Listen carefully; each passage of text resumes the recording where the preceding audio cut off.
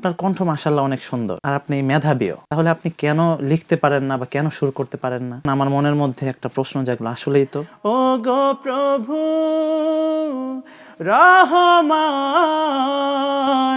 তুমি যে দয়ার সাগর। বেশিরভাগ গানগুলোতে আপনি নিজেই সুর দিয়ে থাকেন।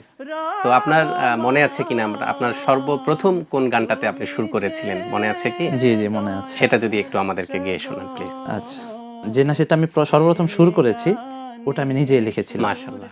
আচ্ছা, তো এটা কত সালের? এটা 2013 সালে সম্ভবত। তখন তো আপনি ছাত্র। হ্যাঁ, ওই সময় আমি ছাত্র। আচ্ছা আচ্ছা 13 বা 14 সাল হবে। ওই সময় ছাত্র, ওই সময় নাহবে মিরপুরি কওমি মাদ্রাসা। জি। নাহবে মিরপুরি। তো ওই সময় আমি সঙ্গীত গাইতাম মাদ্রাসায়। তো আমার এক বড় ভাই ছিলেন, উনি আমাকে বললেন, আপনি যেহেতু সুন্দর সঙ্গীত গান, আপনার এই সঙ্গীতগুলো কে লিখে দেয় বা কে সুর করে দেয়? আচ্ছা আচ্ছা তখন আমি বললাম, আসলে ভাই এইগুলো তো আসলে যারা প্রফেশনাল শিল্পী ওনারা তৈরি করেন, আমি এগুলো শুনে শুনে শিখি। আচ্ছা আচ্ছা আমার নিজের বা আমি নিজে লিখতেও পারি না, সুরও করতে পারি না। জি। তো উনি বললেন যে আপনার কণ্ঠ মাশাআল্লাহ অনেক সুন্দর আর আপনি মেধাবীও, তাহলে আপনি কেন লিখতে পারেন না বা কেন সুর করতে পারেন না?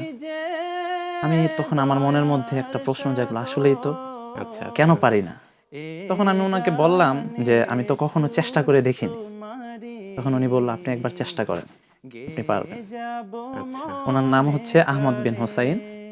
তো ওনার এই কথায় আমি চেষ্টা করতে থাকি এবং অল্প কয়েকদিনের মধ্যেই আমি একটা নাশিদ লিখে ফেলি এবং সুরও করে ফেলি। মাশাআল্লাহ।